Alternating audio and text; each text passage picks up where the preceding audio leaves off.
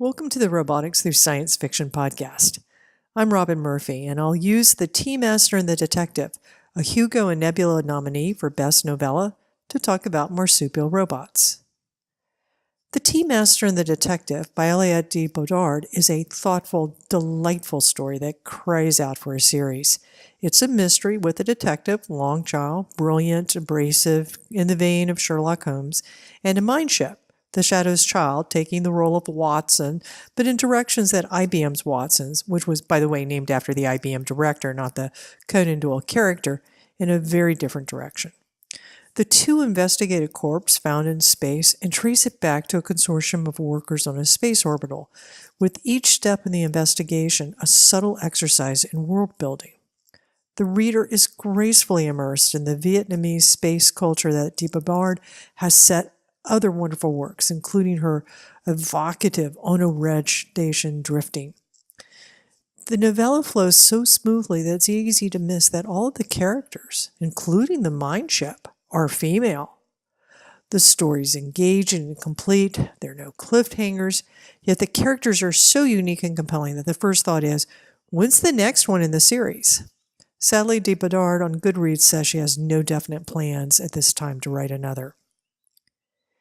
From an AI and robotics perspective, the obvious point of discussion would be the Shadow's child, the traumatized mindship whose intelligence stems from a human biological brain implanted at birth, kind of shades of Annalee Newletz's Autonomous. But the Tea Master and the Detective is replete with teleoperated bots of all sizes. There are little-legged bots who inhabit the cuffs of the sleeves of one's robes, or they hide in plain sight as links in an exotic necklace. What makes these personal robots so fascinating is that they are mobile, coming out to touch the skin, to see or sense corner rooms, to handle objects. There are implications that they're controlled through a brain-computer interface that induces cognitive fatigue, and that cognitive fatigue is mitigated in part by the teas prepared by a tea master who tailors the teas to individual tasks and needs. The bots serve as wearable sensors, including a regimen of pinpricking for blood sampling and drug administration that Theranos, the scandalous Silicon Valley startup, was touting.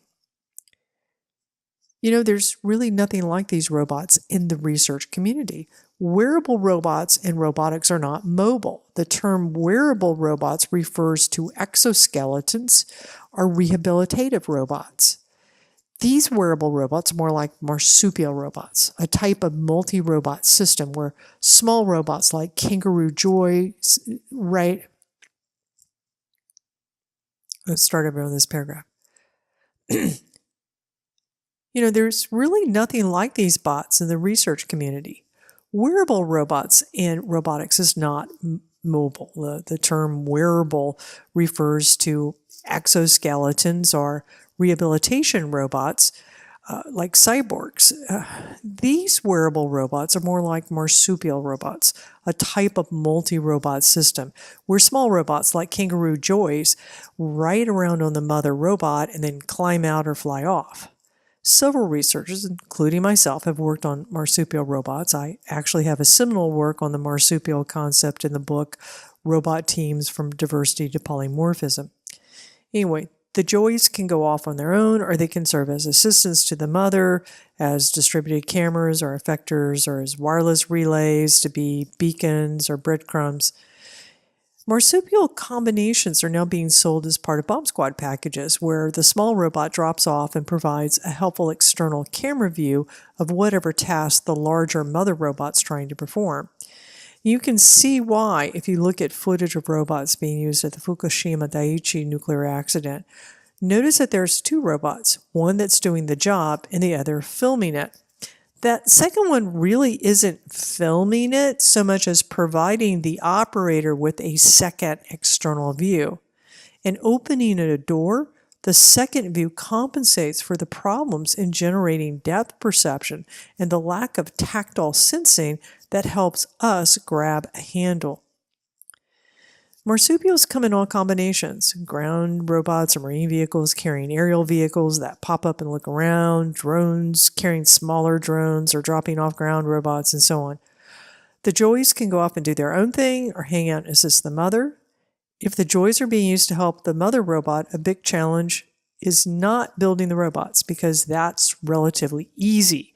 It's really about presenting the sensor feeds from the multiple robots to make sense, to be comprehensible, so that the operator or an autonomous mother robot can use that external view effectively to perform a task.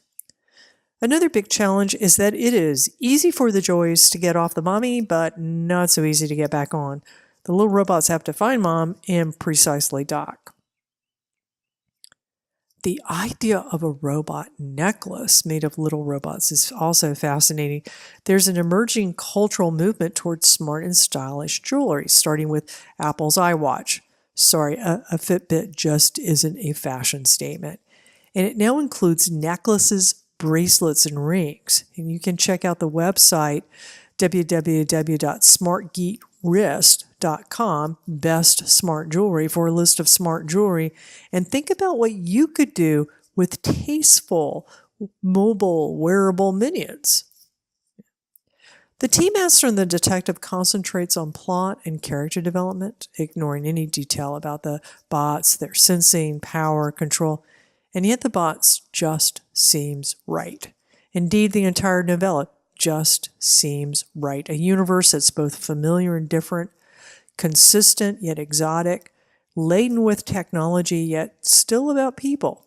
So don't wait for small robots to hop out of your pockets to fetch this novella. Get it yourself and immerse yourself in a very different version of Sherlock in a fascinating future.